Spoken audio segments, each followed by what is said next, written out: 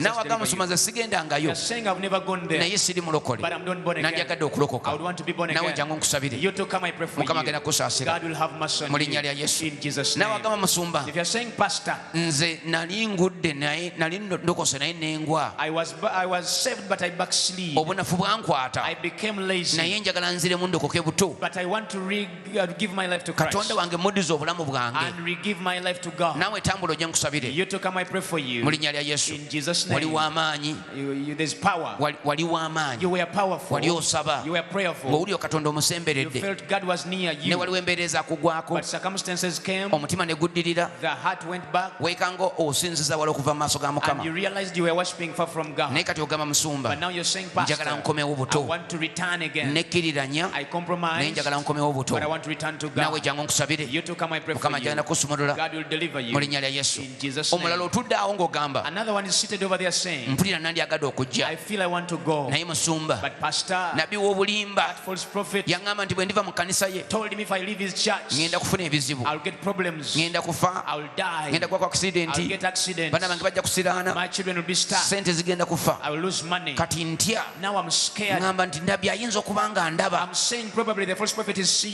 kati otya nkugamba olwaleero toyina kutya kintu kyonna Katonda yekola eggulu n'ensi ali wano era yagenda okukununula ate yagenda okukulokola oyo gw'otya mwana wa muntu gw'ojja okukkiriza ye Katonda yatonda eggulu n'ensi omusajja oyo tajja kukwatako oyo omukazi oyo tagenda kukwatako wadde nabbi wa bulimba era byakusuubiza tebigenda kutuukirira so totya yimirira buyimirizi jangu direct olokoke Yesu ajja kusumulula mukubire mu ngalo yaze mu linnya lya Yesu.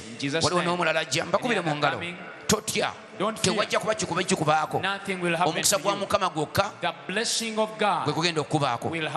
Mulaba abasajja bano abalokose abavudde mu bannabbi b'obulimba Katonda agenda bakuuma era babawe ekibi eky'omubiri ekinaababaako tumanyi nti egyo emizimu egyo n'obuyaaye bw'abasajja abo bwe bujja okuba nga bubaleeseddeko obuvune singa ekibi kibabaako eky'omubiri ne bakubibwa bagudde ku aksidenti ezitegerekeka bintu byabwe babibbye tujja kumanyawo okuloopa kubanga abo bwe bati abasajja bannabbi b'obulimba bwe bakola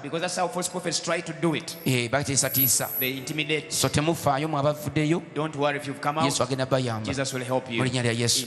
Bwe mufuna ekintu kyonna nga kibatiisizza omuntu n'abalondoola omuntu ajja ababuuzabuuzaawo mumukuba ebifaananyi mangu nnyo mukola ekintu kyonna bw'ofuna essimu yonna ekubibwa nga togitegeera girikoodinge Katonda agenda kukuyamba ajja tukozesa okuba nga tukuyamba tebajja kukutiisatiisa tebajja kukola misango ate batiisetiise amaanyi gajja bambulwako mu linnya lya Yesu era bwe gato gabambulwako. Kati laba omunabbi w'obulimba omulala yava ku budomola akozesa buno siwulidde kintu kyonna katampulireyo ekintu kimu yeggwe gano ogagyewo amazzi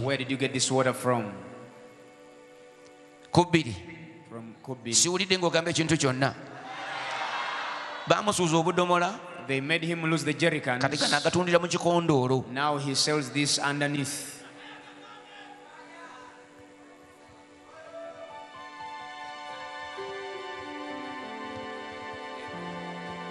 n'ebintu bye bye bino And these are his items. bufaananyi His funny photos, tuntuntu weird things.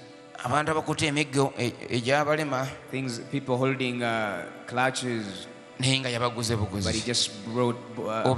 obimanyi bwe bitambula. You know how it works. Kati kino kyali kiranga lukuŋŋaana luli olw'ennamboolo olwafa. This one was advertising the Nambole crusade that flopped. Kintu kyasala. That thing flopped. Yesu yajja n'ayamba abantu be. Jesus helped his people. Yogera faya mpulire. So bino byonna bakugeta bugesi nadira ebbaasa n'agiteekako ebyawandiikibwa olowooze nti mbaasa nkulu ntukuvu naye nga emikolo gy'akoze ogikuwa eno ebbaasa ejja kulona ssente bagita nsumba byuma awandiikako egondi ye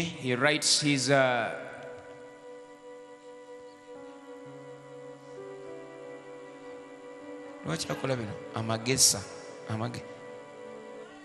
amagesa kiki kino what is amagesa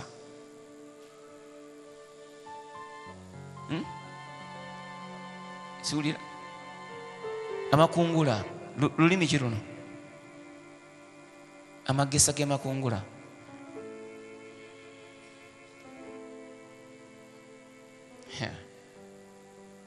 kyakoze eggwanga naye Yesu mukama teeka omukono ku kifuba bw'oti mwana wa Katonda ngenda kusabira n'abagole baffe nabo bagenza balokoka kakati basatu balamba mwenna muli bagole gamba nti ayi Yesu nsaba onsonyiwe I pray forgive me ebibi byange byonna of all my sin bye nali nkoze that I've ever committed. tobimbalira Don't count them unto me. n'akatono Not at all.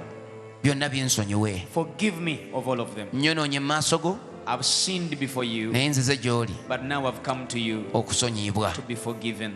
Yesu Jesus, leero nzikiriza today I have believed nti wafa ku musaalaba that you died on the cross ku lw'ebibi byange for my sin, era ku lunaku olwokusatu and on the third day n'ozuukira mu bafu. you rose from the dead. Ekyo nkikkiriza I believe that. era leero And today nkwatula I confess you n'akamwa kange with my mouth ti gwe mukama wange that you are my Lord era omulokozi wange. and my Savior. ndokose I'm saved. ndokose Yesu I'm saved, Jesus. ndokose nga tewali ampaliriza I'm saved without anyone compelling me. era nkwebaza mukama And I thank you, Lord, kubanga naawe ondokodde. because you've saved me. Amannya gange Let my name gasangule be deleted mu kitabo ky'okufa from the book of the dead ogawandiike and be written mu in the ky'obulamu. book of life. Weebale mukama Thank you, Lord, kuba kati ndi mulokole because now I'm born again. nfuuse omwana wo. I'm your child. Amiina. Amen. Kati gamba bw'oti Now say, ayi Yesu Jesus, nsazaamu endagaano I cancel the covenants ze nakola ne bannabbi b'obulimba that I made with false prophets n'abasamize and witches.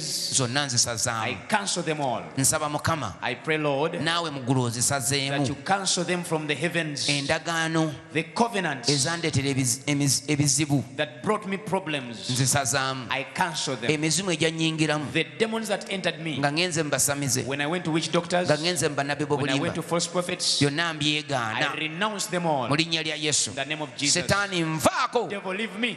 genda mu linnya lya Yesu. Go in Jesus' name. Emizimu gyonna egya Setaani Every demon of the devil egiyinza okujja okunnwanyisa that could come to fight me, gyonna ngigoba mu linnya lya Yesu. I send them off in kubanga Jesus' name. kubanga kaakati nyina amaanyi, Because now I have the power. kubanga ndi mulokole, Because I'm saved. ndi mwana wa I'm Katonda. a child of God. Setaani, Devil, enzigi z'obadde okozesa nziggala, I close the doors you have been using. na buli katuli konna And every hole, na buli ddirisa ly'obadde oyitamu every window you were going through okunnwanyisa, to fight me, ndiggalawo mu linnya lya I Yesu. close it in Jesus' name. Genda n'ebisiraani byo, Go with your curses. tonziriranga Setaani Never return to me, devil. mu linnya lya Yesu. In Jesus' name. Weebale mukama Thank you, Lord.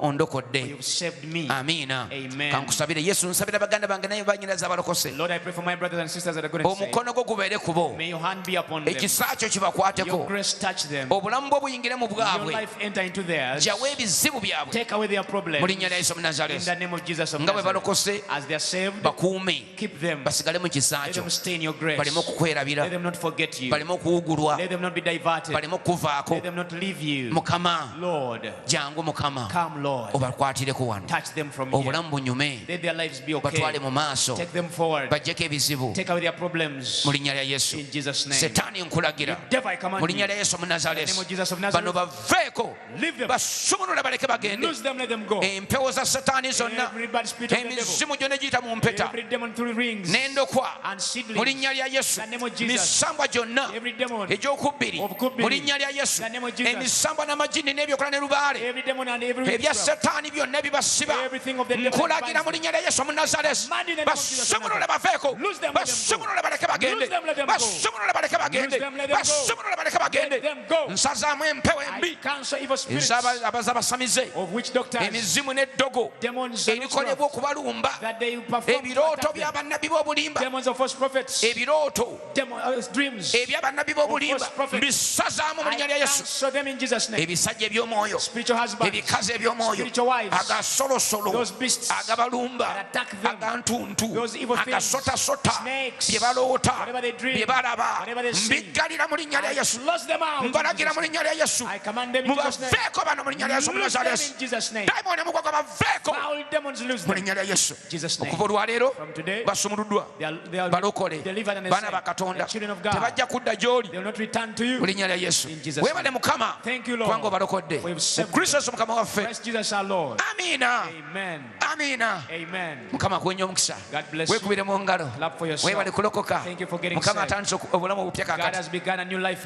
luli obadde ogenda bwoti ogenda kutandika okwambuka mu linnya lya Yesu ebyaffe byakiwaanyi si byakiwaanyi kankiddemu emirundi esatu ebyaffe si byakiwaanyi ebyaffe si byakiwaanyi ngambye ebyaffe si byakiwaanyi nkusuubiza bwe nti Yesu agenda kusaasira ayinza okukwatako mu lunaku lumu oba nnaku 10 oba myezi 3 ayinza yakatambula nga bw'ayagala si byebino ebyekifuusa ku mitwalo 10 owona Katonda yo omuwa bulamu n'omwesiga n'osaba n'omunoonya n'akukyusa kyemanyi kiri kimu ajja kukyusa mu linnya lya Yesu weebale kujja Mukama akuwenye omukisa kati kirala kyenjagala okubagamba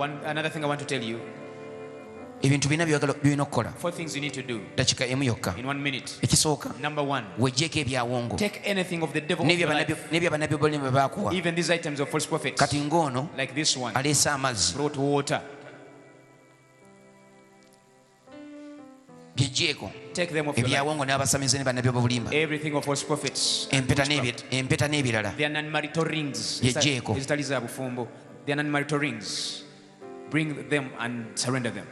Kiki yakuwa engoye nabbi w'obulimba yakuwa engoye ziriwa zireete tozeetaaga. You don't need those clothes of the false prophet. Genda ozireete. Bring them. Anti akwambaza ebyambalo. He's trying to put garments on your life. Gwe yakuwa kino wakijjawa? Where did you get this one from? Wakijjawa? Musabo. Kiki kino bali kuliko kaggi. Kale kikona gye wakajja. Wherever you got it from. Katonda akulaze nti katuufu. God has showed it's not right. Gamba fire. Mu linnya lya Yesu. So byeggyeko byeyambuleko Mukama akukolera binene. Take away anything of false prophets from your life, God will do for you to get things. Bobi wano ng'oyo baakoze kiteekewo. If you have them here, you can put them here. Boddayo eka bikuŋŋaanye obireete. Or if you go back home, bring them here. Tobitya. Don't fear them. Kati olina amaanyi. Now you have the power. Yesu ali munda mu ggwe. Jesus is in you. Ekyokubiri. Another thing. Sabanga buli lwa Sunday. Come to church every Sunday. Mbaagaliza service ya ssaawa 5 buli lwa Sunday omulokole asaba. Every Sunday morning, if you are born again, you come to church. Come at 11 a.m. Osobola okukula mu mwoyo. So that you may grow in the spirit. Ate obeere ekitundu ky'ennyumba ya Kristo. And be part of the family of Christ. Bw'obeera mu mafuta ag'okubanga osumbibwa obanga endiga eri mu kisibo nga muli bangi bwe mubeera abangi emisege tegisobola kubayingirira kubanga omusumba abaawo nga abalunda naye bw'obeera omu n'otasaba ogenda okuwulira nga eddowodoowo ery'okuzaayo emabega litandika okujja n'akayonta n'ebintu ebirala ogenda okwekanga sitaani akulimbye. So jangu osabe nga buli lwa Sunday Mukama akuwa omukisa ate obanga osobodde okujja buli kawungezi nga bwe tubeera wano naye era nyawe jangu. If you have been able to come like in the evenings like now, come, but every Sunday come at 11 a.m. and be part of the corporate flock of Christ. Mu linnya lya Yesu. In Jesus' name. Amiina.